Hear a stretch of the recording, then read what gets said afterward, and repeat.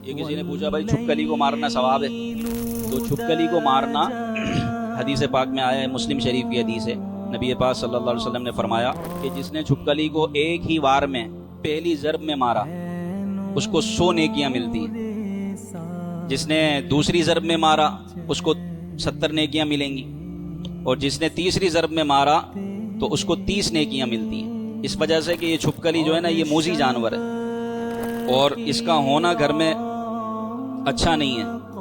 Doctors کہتے ہیں کہ جس گھر میں چھپکلیاں ہوتی ہیں وہاں جلد کی بیماریاں پھیل جاتی ہیں، اور اس کو مارنے کا حدیث میں کیوں حکم دیا گیا؟